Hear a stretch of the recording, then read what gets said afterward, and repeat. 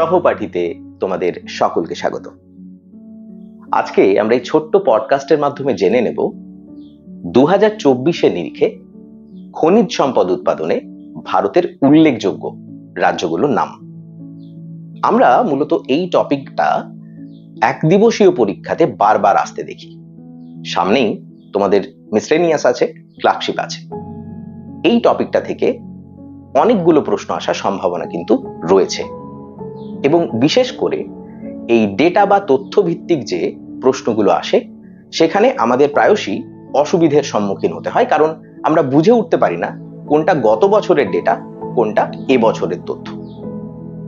2024-এর নিরিখে তাই এই বিষয়টাতে সম্পূর্ণ ফোকাসড ওয়েতে আলোকপাত করার জন্য আমরা এই ছোট্ট পডকাস্টটা তৈরি করছি।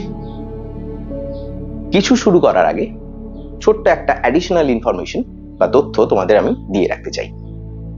যখন তোমরা খনিজ সম্পদের প্রস্তুতি নেবে যে কোনো এক দিবসীয় পরীক্ষার জন্য, তখন কিন্তু একটা দিক খেয়াল করে রেখো, কারণ এই জায়গা থেকে বেশিরভাগ প্রশ্নটা আসে। খনিজ সম্পদকে মূলত তিনটে পার্টে বা ভাগে ভাগ করা যায়। একটা হলো মেটালিক মিনারেল বা যেটাকে আমরা বলছি ধাতব খনিজ সম্পদ, একটা হচ্ছে নন মেটালিক মিনারেল বা অধাতব খনিজ সম্পদ, এবং এনার্জি মিনারেল বা শক্তি জাতীয় খনিজ সম্পদ। এই তিনটেকে খুব ভালো করে পুঙ্খানুপুঙ্খ ভাবে নিখুঁতভাবে খুঁটিয়ে পড়বে, কারণ এখান থেকে কিন্তু অনেক ধরনের প্রশ্ন আসে। সেটা আমরা বিগত বছরের অসংখ্য প্রশ্ন ঘাঁটলেই সেটা আমরা দেখতে পাই। তো চলো এরপর আমরা সরাসরি ঢুকে যাই আমাদের আজকের আলোচনাতে। আজকে আমরা মূলত আলোচনা করব ভারতে প্রধান যে খনিজ সম্পদগুলো আছে এমন 11টা খনিজের উপরে। ভারতে অসংখ্য খনিজ সম্পদ রয়েছে এবং সত্যি কথা বলতে গেলে সমস্ত খনিজ সম্পদই সমান রকম গুরুত্বপূর্ণ, বিশেষ করে পরীক্ষা নিরীক্ষে কোনটা থেকে পড়া উচিত আর কোনটা থেকে পড়া উচিত নয় এভাবে আলাদা করে কিছু বেছে নেওয়া সম্ভব নয়, উচিত হবে না। তাহলে আমরা 11টা বাছছি কেন? আমরা মূলত 11টা বেছেছি এইভাবে যে এই 11টা মিনারেল কোনো না কোনো সময় কোনো না কোনো পরীক্ষাতে জিজ্ঞাসা হয়েছে, তোমাকে জিজ্ঞাসা করা হয়েছে, প্রশ্ন এসেছে। তাই আমাদের মতে এই 11টা অন্তত আগে দেখে নেওয়া উচিত, পরবর্তী ক্ষেত্রে বাকিগুলো তোমরা তোমাদের সুবিধে মতো দেখে নিও।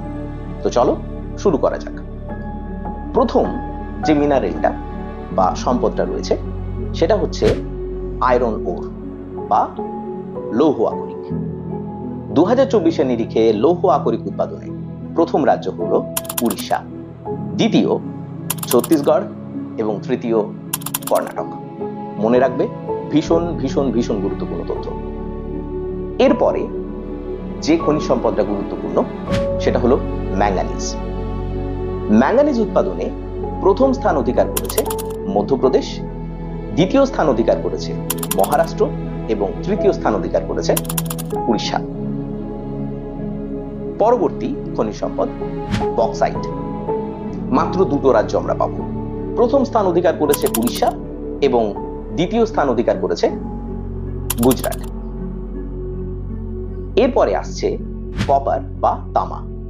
তামা উৎপাদনে প্রথম স্থান অধিকার করেছে মধ্যপ্রদেশ, দ্বিতীয় স্থানে রয়েছে রাজস্থান এবং তৃতীয় স্থানে রয়েছে ঝাড়খণ্ড।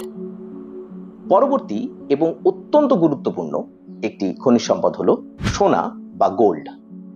সোনা উৎপাদনে চমক আছে, একটু পরে বলছি, আগে শুনে নাও। সোনা উৎপাদনে 2024-এর নিরিখে প্রথম রাজ্য হলো বিহার, দ্বিতীয় রাজ্য হলো রাজস্থান এবং তৃতীয় রাজ্য হলো কর্ণাটক।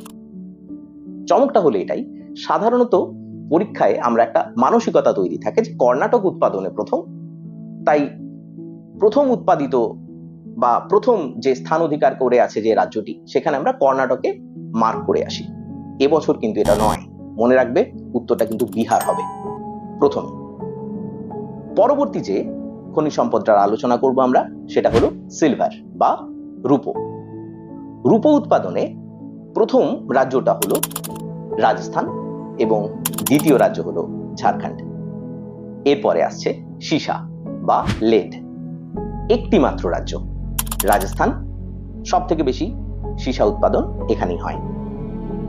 পরবর্তী যে সম্পদ আমাদের রয়েছে, খনিজ সম্পদ, সেটা হচ্ছে টিন। টিনের উৎপাদনে একমাত্র রাজ্য হলো ছত্তিশগড়, মনে রাখবে। নেক্সট যেটা আসছে সেটা হলো ম্যাগনেসিয়াম। ম্যাগনেসিয়ামের উৎপাদনেও প্রথম এবং একমাত্র রাজ্য হলো তামিলনাড়ু। এরপরে আসছে লাইমস্টোন বা চুনাপাথর।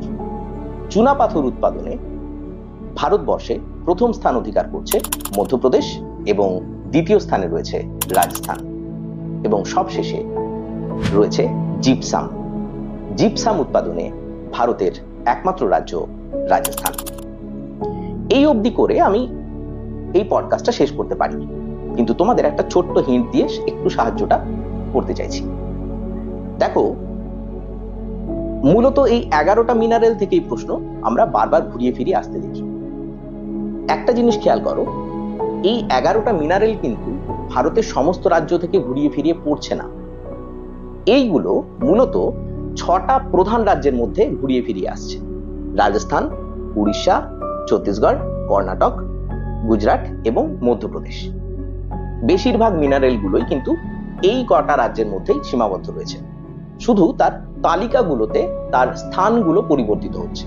তাই অপশনে যদি কখনো অন্য কোনো রাজ্য থেকে এই কয়েকটা মিনারেল বা খনিজ সম্পদের উপর প্রশ্ন আসে, অন্য কোনো রাজ্যতে দাগ দিয়ে এসো না, এটা একটা সম্ভাবনা আছে।